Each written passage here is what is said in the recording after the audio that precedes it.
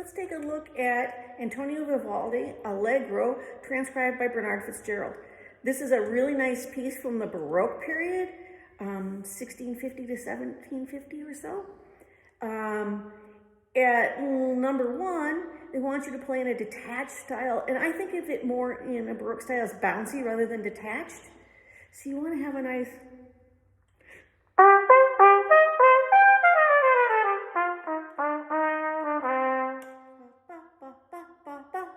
so you want to feel like a bouncing ball, like that. And that'll give a little flair and a little motion. This starts out in D minor, so you have a nice D minor scale there. And so D minor scale would be D, E, F, G, A, B flat, C, D. So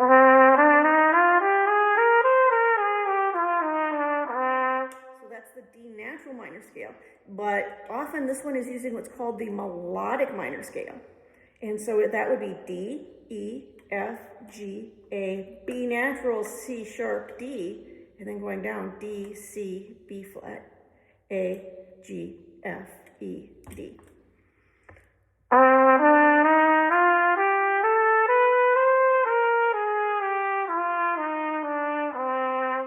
So if you practice that, that'll help you with some of the scale runs. So keep it bouncing, keeping it going.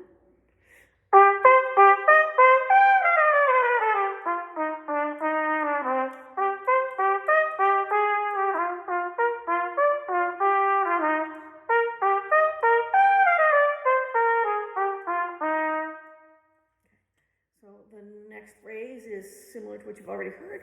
At number two, really pay attention to the slurs and articulation.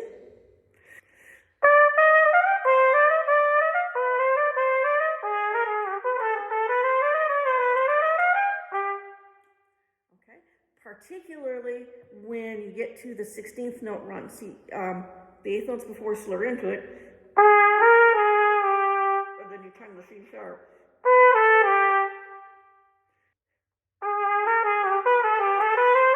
Like that. So you want to pay attention there. 1, 2, 3, fourth bar after 2. Again, you've got some leaping around. If you're having trouble with any place that leap, slur it and slowly so you can place each note.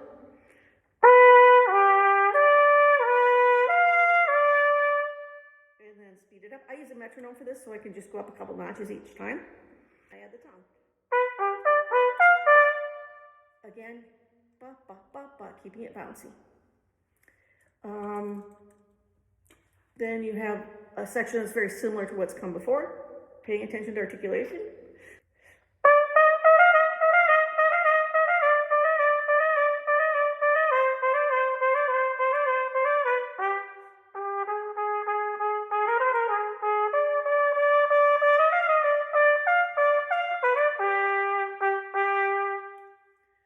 So there you see some eighth notes that have dots over them and a slur. That really means giving them a nice legato tongue. You still want just a slight bit of space between there in the style. When you come down to where it says forte, you want to make that really strong.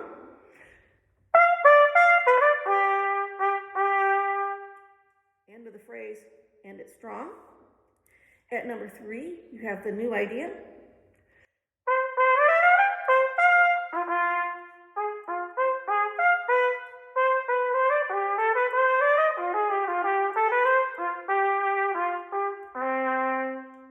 Okay, make sure you're getting the slide out for the 1 and 3 because the D is sharp and you want to add some tubing to bring it down in pitch. Again, that's a nice spot to work on the slurring. What the slurring does is it helps make sure that your air is really strong and each note is strong and in its place. And then when you add the tongue, it just interrupts the air and you don't miss the pitches. So if you're having problems clamming pitches, that's the best way to practice it.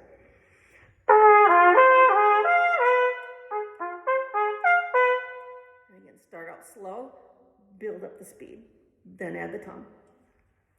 At number 4, you have some slurring spots and you have an E flat in there, so you need to really watch out for that little accidental.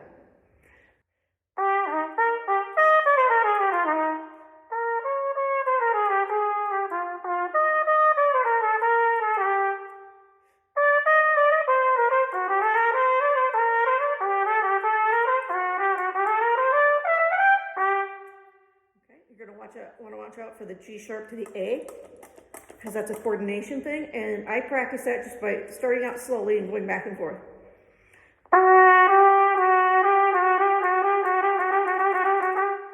Working up the strength and the coordination. And, you know, you can feel your hand shifting weight a little bit, and that's okay. That'll help you do that spot. Picking up where we left off, you have, again, some of those A's with dots and a slur over them.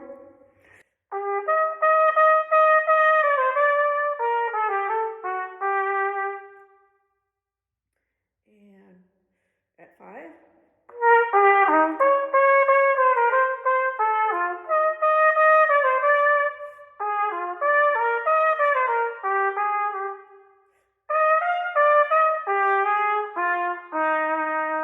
Nice rallentando to slow down.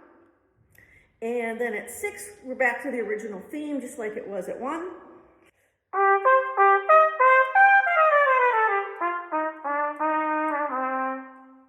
So it goes on all the way through, very similar to what went on at 1. Again, the arpeggio, if it's being difficult, practice it slurred, speed it up until you can do it perfectly in time, and then add the tone.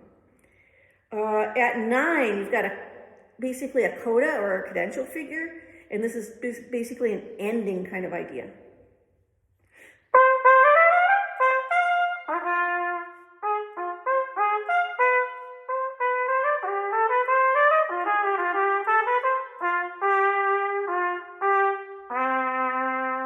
And there you really want to make sure you get the slide up for the D, because that's the very last note you're going to hear, and you want to make sure it's in tune. Make sure the C sharp carries through in the last line, first bar. And there you have it. The Vivaldi Allegro. Listen to some of Vivaldi's music. It's absolutely beautiful.